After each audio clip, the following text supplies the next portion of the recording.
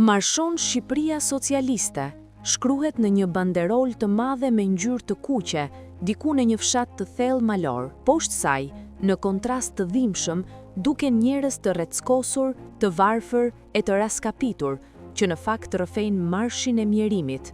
Ky ishte paradoksi i përditshëm i diktaturës.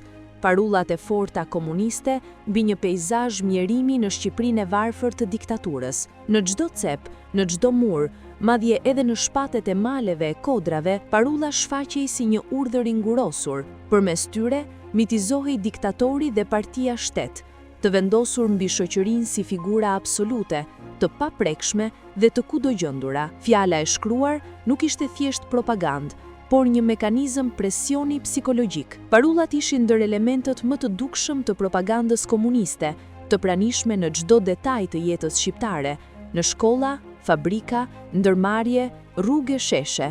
Me një gjuhë patetike dhe heroike, ato kërkonin entuziazëm aty ku kishte lodhje, besim aty ku sundonte frika dhe duartrokitje aty ku heshtja ishte forma më e sigurt e mbijetesës.